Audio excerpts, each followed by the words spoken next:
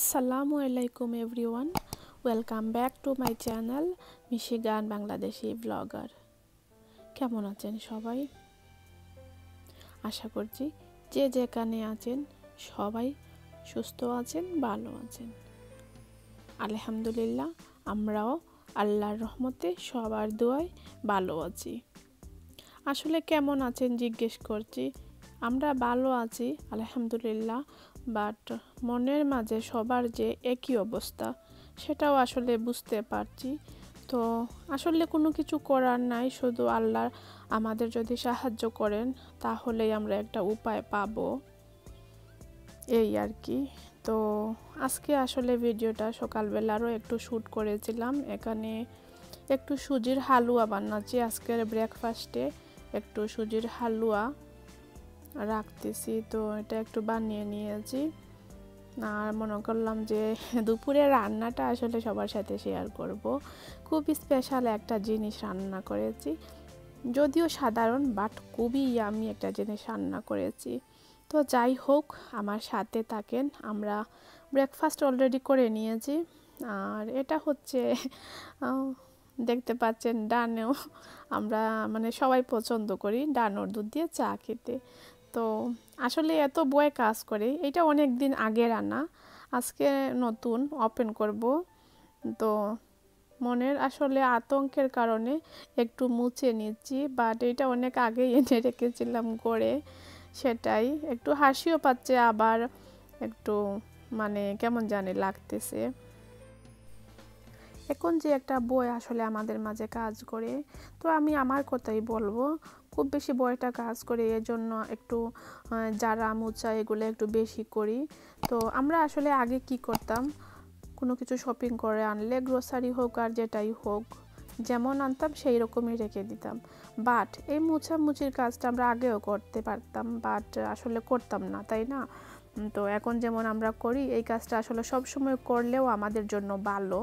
তো যাই হোক, আমাদের জন্য আল্লাহ সাহায্য করেন, সবাই সবার জন্য এই দোয়া করবেন।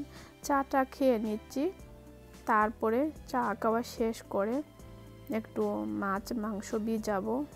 তো ফ্রিজের এক পাশে দেখলাম যে একটা বেল পেপার আস্তই রেখে দিয়েছিলাম, আর মনে করলাম এটা কেটে একটু সুন্দর করে রাখি, কারণ এখন আসলে সব জিনিসেরই মূল্য অনেক বেশি, কারণ চট করে বাইরে যাওয়া যায় না আর নিয়ে আসা যায় না। তো যা গড়ে থাকে সবগুলো একটু যত্ন সহকারে আসলে রাখতে হয়, একটু ব্যবহার করতে হয়, সেটাই। তো আরও কিছু বেল পেপার ছিল, একসাথে রেখে দিলাম। আর রান্না অলরেডি শুরু করে দিয়েছি। এখানে একটু এলাচি পাউডার একটা প্যাকেট ছিল, সেটাও একটু যত্ন করে রেখে দিলাম, এই আর কি। আর এই পাতাকপি আসলে ফ্রিজেই ছিল। আমি যখন প্যানিক শপিংটা করি তখন কিছু ভেজিটেবল এনে কেটে কেটে ফ্রিজে রেখে দিয়েছিলাম। তো আজকে এক প্যাকেট বের করে পাতাকপিটা ভাজি করছি। আর ফ্রেশ পাতাকপি আসলে বা যে কোনো ভেজিটেবল রান্না করলে একরকম হয়। তো যাই হোক, বেশি দিন হয়নি, আর ফ্রিজে থাকা জিনিস রান্না করলে একটু অন্যরকম হয়। এই জিনিসটা আসলে এখনই একটু চুকে পড়ে। তো এই ভাজিটা হয়ে গেছে, এখন নামিয়ে নিব। আর স্পেশাল আসলে বলেছিলাম, এই যে এখন রান্না শুরু করছি, এই জিনিসটার কথাই বলেছি। এখানে আমি একটু লবণ দিয়েছি 3 কাপ পানিতে, আর একটু আদা কুচি, একটু পেঁয়াজ কুচি, আর ফালি করে কাটা 2-3টা কাঁচামরিচ। আর এখানে আমি আসলে একটা জিনিস রান্না করব, সবাই হয়তো এইভাবে রান্না করেন না। এটা হচ্ছে পাট শাক, আমরা সিলেটি ভাষায় যেটাকে আমরা নালি শাক বলি। তো আমি এই নালি শাকটা আমার আগের ফ্রিজে ছিল, তো কিছু জিনিস আসলে এক্সট্রা জায়গা হচ্ছে না, তো মনে করলাম আগেরগুলো আসলে এখন রান্না করে শেষ করে নেই। আর খুবই মজার এই রান্নাটা হয়, খুবই মানে সুস্বাদু হয় খেতে। প্রথমে একটু পানি দিয়ে আর এরকম আদা পেঁয়াজ কাঁচামরিচ দিয়ে পানিটা ভালো করে ফুটিয়ে তারপরে কুচি কুচি করে কেটে নালি শাকটা দিয়ে দেওয়া যায়। তো আমার এটা ফ্রিজের ছিল, তো এর জন্য একটু মানে আইস আছে, জমাট বাঁধা দেখতে পাচ্ছেন। তো আমি নালি শাকটা দিয়ে দিয়েছি, দেখতে পাচ্ছেন। এই রান্নাটা খুবই সুস্বাদু হয়, যদিও তেল মশলা অনেক কিছু না, বাট খুবই সুস্বাদু, খুবই ভালো লাগে খেতে। যারা জানেন তারা অবশ্যই জানেন যে এই মানে খাবারটা কতটুকু সুস্বাদু। এই শাকটা এইভাবে রান্না করলেও কিন্তু খুবই ভালো লাগে খেতে। তো আমার ফ্রিজে ছিল, আমি মনে করলাম যে এটা আগে শেষ করে নেই, আর কিছু নতুন জিনিস রাখছি। আর আমার এই ভিডিও যারা যারা দেখতেছেন, হ্যাঁ আপনারা প্লিজ কমেন্ট করে জানাবেন যে এটা কীভাবে রান্না করে খেয়েছেন কখনো নালি শাকটা, মানে পাট শাকটা। সবাই তো আসলে নালি শাক চিনবেনও না। তো আমরা অবশ্য মোটামুটি যারা সিলেটি আছেন সবাই চিনবেন, জানবেন, বাট সিলেটেই অনেক এলাকার রান্না মানে রান্নার স্টাইল অন্যরকম, সবাই কিন্তু আমরা একরকম রান্না করি না। তো আমি আসলে এটা খুব কম রান্না করেছি, আজকে মনে হয় 2 নাম্বার দিন রান্না করছি। বাট খেয়েছি অনেক, হ্যাঁ অনেক খেয়েছি, বাট আমার নিজের রান্না করা হয়নি, কারণ আমি এত কুচি করে কাটতে পারি না। আর এইরকম রান্না করলে আরও বেশি মানে কুচি কুচি কি বলবো, খুবই মিহি করে কাটতে হয় নালি শাকটা। তো আমি আসলে তেমন পারি না, যেরকম পেরেছি সেই রকমই কেটে রেখে দিয়েছিলাম। তো হঠাৎ করে আজকে আমার একটু জাল জাল খেতেও মন চাইতেছে, আর এইরকম রান্না করে নালি শাকটা মানে পাট শাকটা যদি একটু বোম্বাই মরিচ মানে নাগা মরিচ সাথে লাগিয়ে খাওয়া যায় তাহলে তো মানে কোনো কথাই নাই, 1 প্লেট ভাত মানে নিমিষেই শেষ করে নেবেন।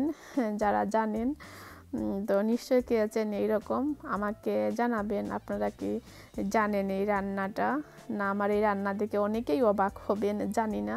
তো রান্নাটা শেষ আর নামিয়ে নিয়েছি, আর এখন আমি এখানে আরও একটা জিনিস রান্না করব, ছোটো মাছ রান্না করব, চাপিলা মাছ এটাকে বলা যায়।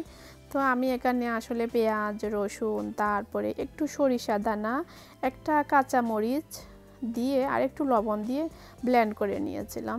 তো এই জন্য মশলাটা একটু মানে কালচে দেখা যাচ্ছে, আমি সরিষা দানা দিয়েছি যেহেতু চাপিলা মাছ রান্না করছি। আর চাপিলা মাছে আসলে একটু সরিষা দানা দিলে মানে সরিষার পেস্ট দিলে খুবই সুস্বাদু হয়, মজার একটা স্মেল হয়, খুব সাধারণ রান্না, বাট এই মাছটাও খেতে খুবই সুস্বাদু হয়, খুবই ভালো লাগে। তো জাস্ট সবার সাথে একটু কথা বলবো, আর মনে করলাম একটা ভিডিও শেয়ার করি, তো আপনাদের সাথে একটু কথাও বলতে পারবো। তো সাধারণ রান্নাই আসলে, দুটা রান্নাই সাধারণ, বাট মন চাইতেছিল তো এর জন্য রান্না করলাম। আমার খুবই সুস্বাদু, খুবই ভালো লাগে এই রান্নাগুলো খেতে। সাদামাটা রান্না আসলেই সবচেয়ে বেশি ভালো লাগে, কারণ আমরা তো আসলে সবার সময় মশলা স্পাইসি এগুলা খাওয়া হয়। তো এইরকম মানে সাদামাটা রান্না যদি একটু ঝাল ঝাল করে রান্না করা হয় তো এগুলাই আমার কাছে বেশি স্পেশাল মনে হয়, আরও সুস্বাদু লাগে খেতে মিট চিকেনের চেয়ে। তো এই তো মাছ দিয়ে আমি রান্না করে নিচ্ছি। আর এই মাছটা আসলে আমাদের বাংলাদেশি চাপিলা মাছ নাম, এটা এদেশে কোন একটা মাছ আমি নামটা জানি না, বাট পুরোপুরি আমাদের বাংলাদেশি চাপিলা মাছের মতো, খুবই সফট আর স্বাদটাও ওই রকম চাপিলা মাছের মতো। আর রান্না করতে গেলে খুবই সাবধানে রান্না করতে হয়, এই জন্য আমি প্রথমে মশলাটা ভালো করে কষিয়ে নিয়েছি, আর তেমন একটা নাড়াচাড়াও করব না, একটু নাড়তে গেলেই ভেঙে যাবে। আর আমার আসলে একটা অভ্যাস আছে, আমি খুব বেশি নাড়াচাড়া করি কোনো একটা কিছু রান্না করতে বসালে। তো আজকে আসলে একটু জল দিয়ে আর তেমন নাড়বো না, জলের পানিটা দিয়ে আর এইরকম একটু মুভ করে দিয়ে পাতিলে ধরে আর পাঁচটা একটু সুন্দর করে দিয়ে ডেকে রেখে দিব। আর 2-1টা বলক আসলে পরে এখন আমি কাঁচা মরিচ দিয়েছি। আর এই মাছটা একটু জাল জাল করে রান্না করলে বেশি ভালো লাগে খেতে। এই তো মোটামুটি রান্না শেষ। এ পর্যন্ত যারা আমার সাথে আছেন আপনাদেরকে বলছি থ্যাংক ইউ সো মাচ। আর যারা নতুন আপনারা প্লিজ বেল বাটন সহ চ্যানেলটি সাবস্ক্রাইব করে আপনাদের চ্যানেল করে নেবেন, সাথে থাকবেন। থ্যাংক ইউ সো মাচ আপনাদেরকেও। তো এই ছিল আমার আজকের ভিডিও, আপনাদের কাছে কেমন লাগলো অবশ্যই কমেন্ট করে জানাবেন, আর ভালো লাগলে একটা লাইক দিবেন। তো সবাই ভালো থাকেন, সুস্থ থাকেন, আর আমাদের জন্যও দোয়া করবেন। ইনশাল্লাহ নেক্সট অন্য কোনো ভিডিও নিয়ে আসবো। আল্লাহ হাফেজ, আসসালামু আলাইকুম।